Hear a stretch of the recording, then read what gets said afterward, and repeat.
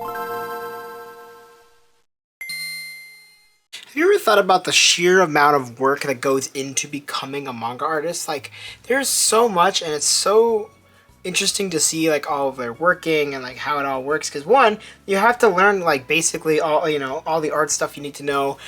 Two, you have to be working on a specific pace, whether it's weekly, monthly, bi-weekly, whatever. There's like so much that goes into it, and it's like, man, I just have the utmost respect for manga artists. Hello everybody, this is that manga dude and welcome to a good old-fashioned top 10 video. Today I am going to be listing my top 10 manga artists. Yes, you heard that right, manga artists, not mangaka, because I'm not going to be talking about stories. I'm only talking about the art itself. There are so many manga series out there, and I have had the pleasure to be able to read hundreds of series. I mean, I bet at this point it's almost 1,000. There's probably almost 1,000 or more. But I really love art. I love it so much. I went to go study for it for school. I graduated with a BFA, so I have a Bachelor of Fine Arts. And yeah, manga has always been my passion. I've been reading it for 18 years now. So I have read a lot of people's work. I've had opinions about certain people and certain manga artists for the longest time, and there are some manga artists that obviously I've been drawn to pretty significantly in comparison to others. And yeah, it was actually pretty hard to make this top 10, I'm not gonna lie. I'm kind of looking at the bookshelves right now and kind of contemplating whether or not my choices are correct, or at least correct in my head.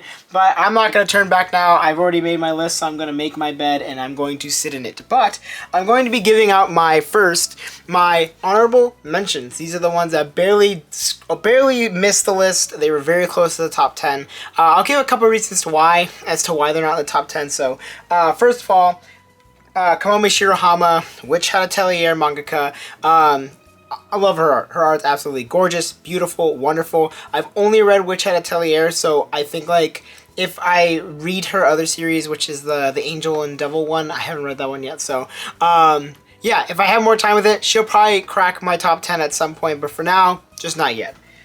Up next, Takehiko Inoue. I know that's going to piss off a lot of people, but to be fair, I've only read Slam Dunk and Real, and Slam Dunk is absolutely amazing. It's got fantastic art, but I don't know if this is a hot take, but I don't really like Takehiko Inoue's more realistic style that he's leaned into with Real and with Vagabond. And I haven't read Vagabond, so I don't really have an opinion on it. But yeah, I really like his older style what he was doing with Slam Dunk, which is kind of like still like the cartoony, goofy, mixed with the semi-realism. So maybe that's a very unpopular opinion, but yeah, he didn't make it.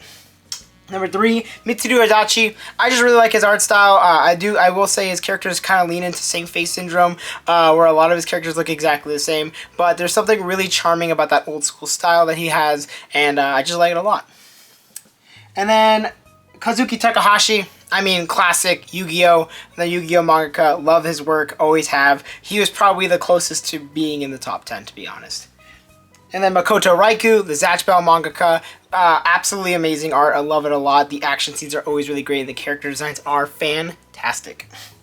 Rumiko Takahashi would have probably made the list if I liked her current work and art style, because there's something, I think after a certain point, I think it's right around when Inuyasha ends and we go into Renee, she incorporates this more pentagon head style, kind of like the How to Draw Manga style, and I do not like it very much. I think it looks very bleh in comparison to her older work, where Ranma 1/2 and My Son Koku and work like that. She looks so much more fun, so much more interesting. So kind of a shame, but I mean, she's been going at it for like 40 plus years at this point, so I don't blame her. And then last but not least, Yuki Kamatani. They are the mangaka behind Our Dreams at Dusk, as well as Boy Soprano, or Shonen no Boy Soprano. Both absolutely gorgeous works. I love them a lot. And to be fair, I feel like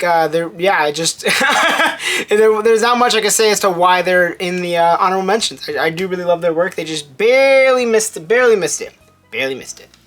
Okay, so the way that this is going to work, I am going to be listing them from 10 to 1. I'm going to be talking about all of their work, but I'm going to be choosing the work that I think displays their art in the best way possible.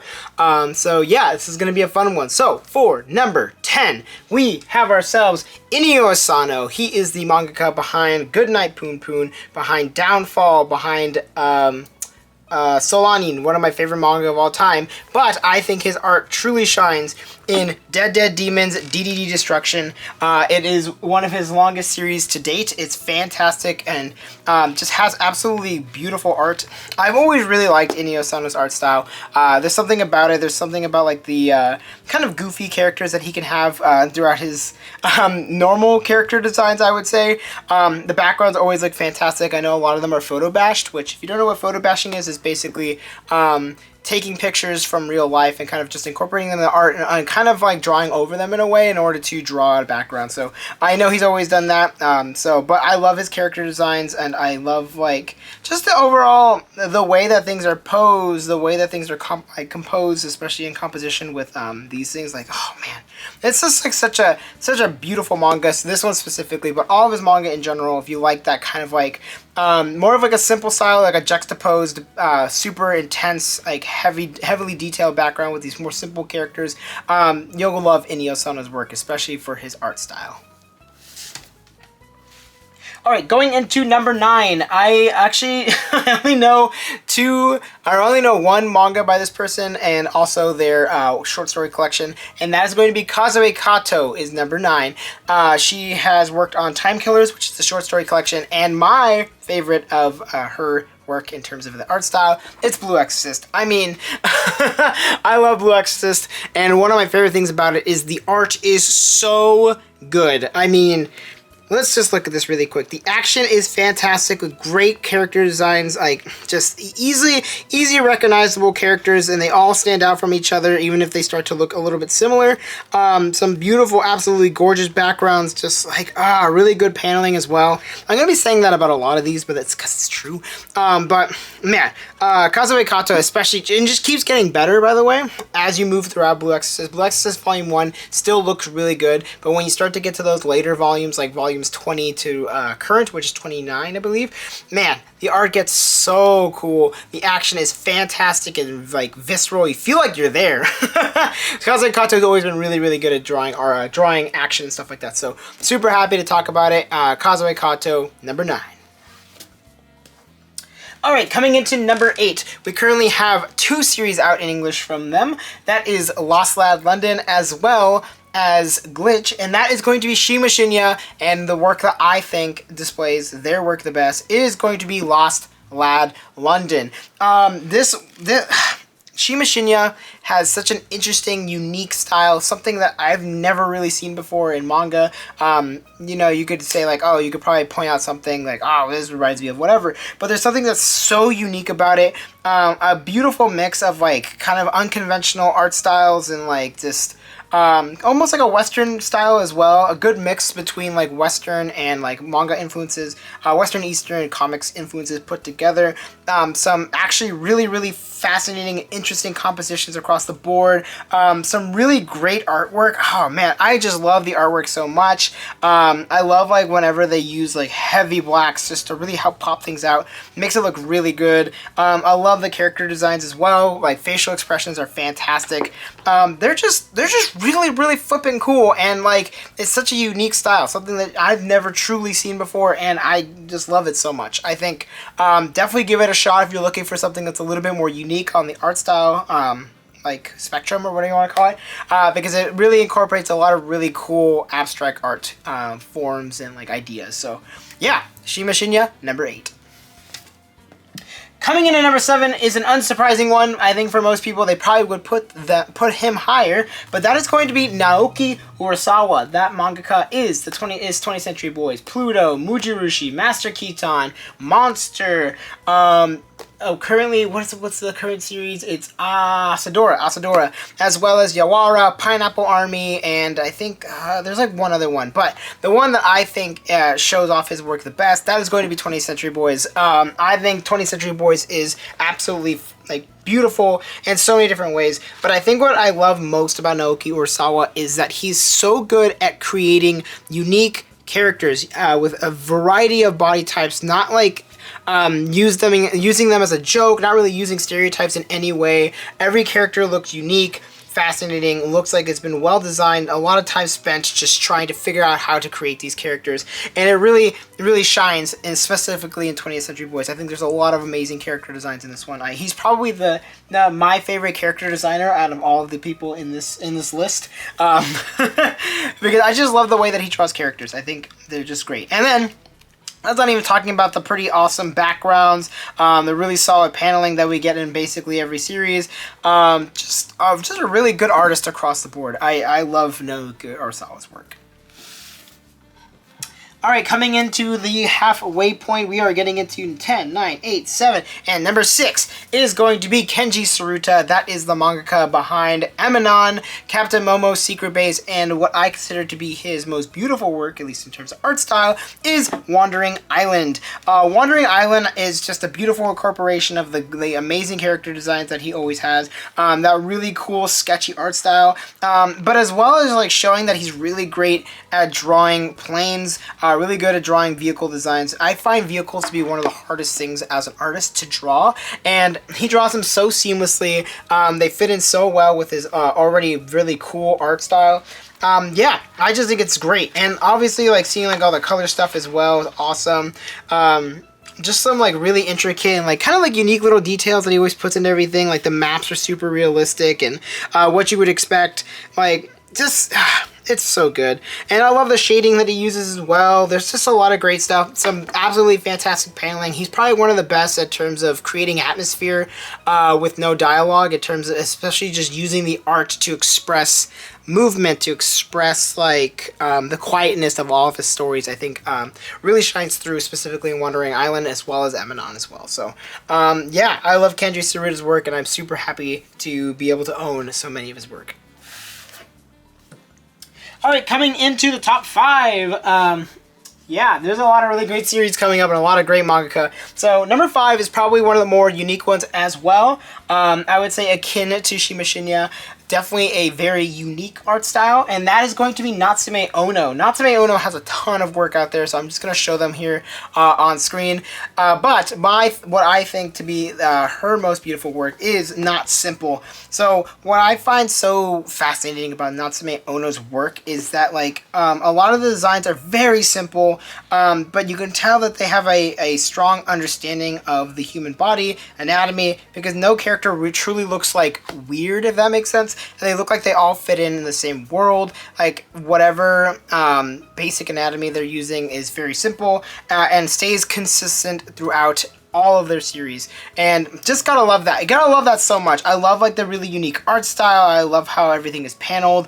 I like the character designs just across the board. This one is really good, as well as Aka 13. I haven't read Aka 13, but looking at the covers, there's some really cool like characters I can't wait to check out. So Natsume Ono's art style, yeah, it's not necessarily for everyone, but for me, this is so flipping cool. Perspective is also really good, even with like such a unique art style. You could tell that they have a good, strong understanding and grasp of perspective, which I would argue is something that a lot of artists are lacking, including myself. I find perspective to be really flipping hard. So I think Natsume Ono has it down well, and just love her series quite a bit. So Not Simple, great example of some fantastic work, and Natsume Ono gets my number 5 spot.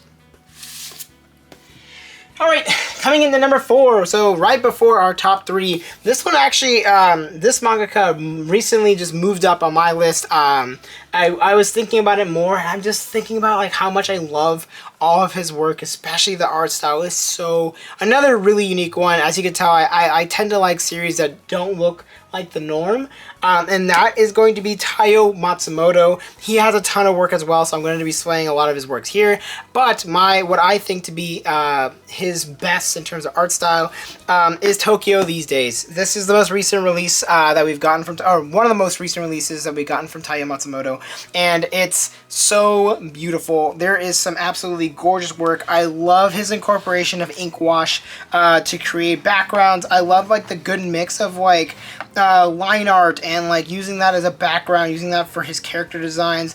Some really great backgrounds just in general as well. Fantastic perspective. I have a big heart and soul for perspective. Just really knows how to like, knows what he wants to draw and goes with it perfectly. There's no like hesitation when it comes to his artwork. And so to give you an example of like that ink wash that's like right here, to give you an idea of what ink wash is kind of like mixing in ink and water and like kind of blending it together and just using that to shade. So that's why it's like a grayer color instead of what you would consider ink to be, which is black. Just, yeah, he's just so very, very good. Like I said, I love his, I love how you could see like how much pressure he puts down into using his pen and pencils, especially with like characters like right here, where you have a really, really heavy line for his like mustache and beard, but then you have a much lighter line when it comes to his like hand, or when it comes to his hair, which doesn't even have like, does it even have a line? No, it doesn't.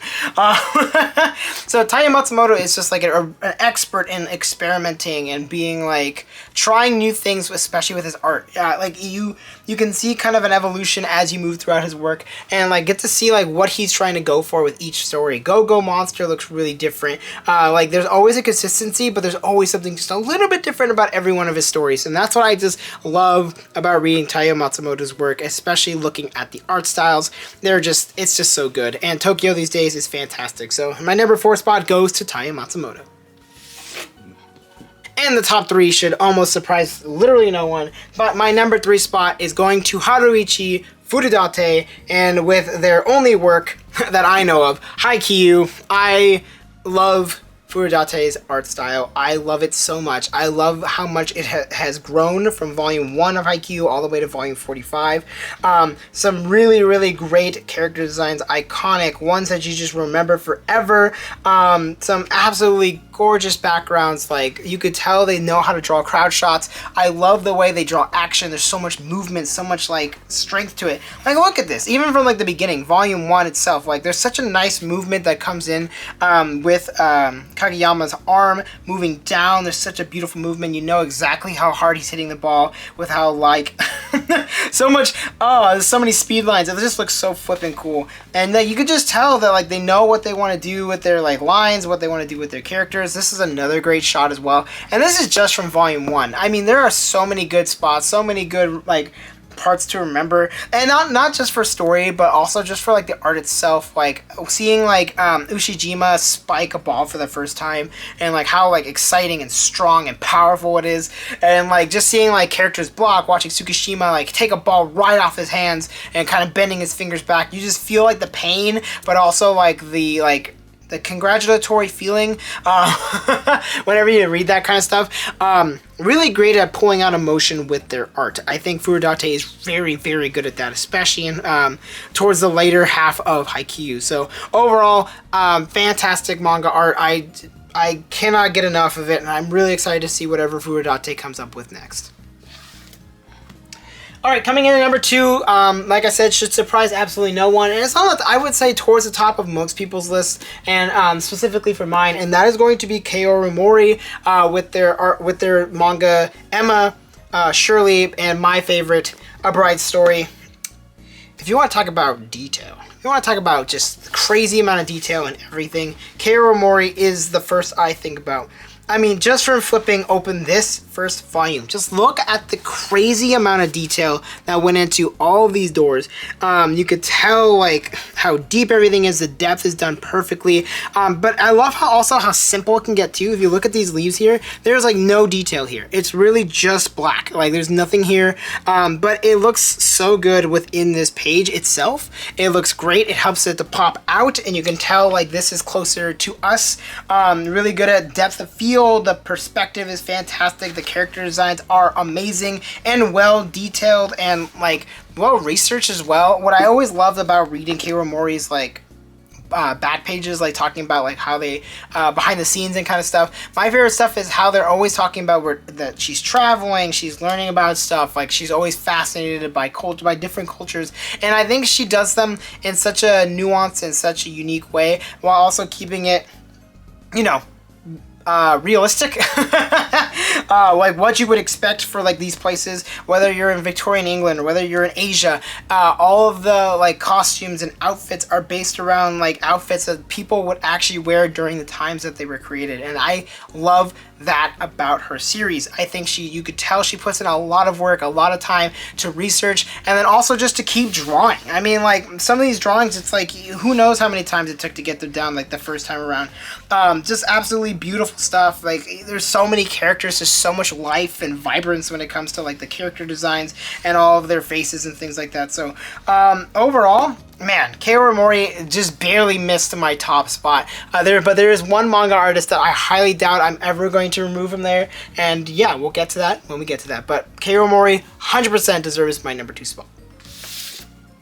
And my number 1 manga artist of all time, which if you've been reading or if you've been watching my videos for a while, I have mentioned it here and there. And if you've watched my top 10 manga of all time, one of those series was towards the top. And unsurprisingly, it is going to go to Takashi Obata. He has a ton of work out. I'm going to display it right here.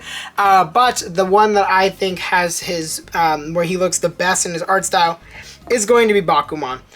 What I always love about Takashi Obata's work is that it doesn't matter how crappy the writing is that you can always expect Takashi Obata's work to look fantastic. Takashi Obata has been attached to some pretty bad work in my opinion. Bakuman is a mixed bag for me. I really do love it, and I kind of want to talk about how I feel about the series, but I definitely want to finish rereading it before I can give my full opinions on that. But Platinum End, great example of a series I just don't like very much. I know a lot of people don't like School Judgment and stuff like that, but I think Takashi Obata just has like some absolutely fantastic art. I love like the comedy that he always has, that he just kind of incorporates into his stories and stuff like that, especially when he's drawing stuff. It can get really simple, but I just love how his characters always look. I love the backgrounds. Like, he is a master at backgrounds. I love so many of the backgrounds and stuff like that. You can really tell that he puts a lot of focus into that kind of stuff. The character designs, well, some of them do start to look a little bit similar. You'll find out there's a couple of similarities between Death Note between Bakuman and Platinum End. So anytime he works with Oba, you'll start to see characters that look a little similar. But I think he's also just really good at making characters that really stand out. Characters that you're going to remember for a long time. Like, I know I'm not like the biggest fan of Death Note. I think it's a pretty cool series, but like I think Ryuk's design is super iconic. A series, like it's just a character design that I always tend to remember. L, great example. Light as well. For Bakuman, I think like Fukuda and Crow look very standoutish. And even like Hikaru no Go, like you have like Hikaru and Honda, I believe is his name.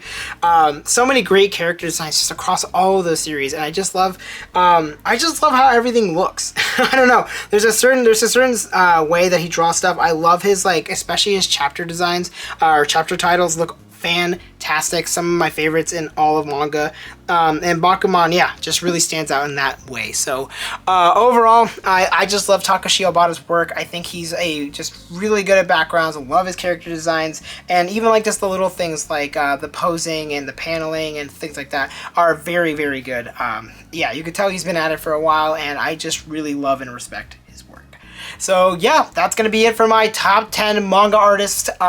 Yeah, were you expecting Takashi Obata at the top? Let me know in the comments below, or let me know what you think of my list. Like, do you think my list is very good, or do you think I'm totally absolutely wrong? Like, oh, why didn't you add Suishida, the Tokyo Ghoul guy? Oh, why didn't you add Kohei Horikoshi? Let me know in the comments below, but be nice about it. Remember, this is an opinion-only list. This is not like what I would consider the definitive best of the best, because yeah, I would maybe consider some other artists to be higher, or change my list a little bit. But remember, this is my list. This is my favorite manga artist of all time. So take that as you will. Let me know what your top 10 are in the comments below. I'd love to know what everybody thinks your favorite manga artists are. And let me know what series that you think have their best art. I would love to know that as well. So yeah, that's going to be it for this video. Thanks for watching. You can like, you can comment, you can subscribe. Those are all amazing things. I love it when you do those things. Those are all amazing things, and the support means so much. You can also join the memberships. Thank you to, oh crap, I should have written his name down. He just joined recently. It's H something. Don't worry, I got you, fam. I got you, broski. I got you, homie. What is your name? Your name is H Field. Thank you, H Field, for becoming a member. Appreciate you. Quick thanks for you. You're awesome. And yeah, that's gonna be it for this video. I will see you in the next one.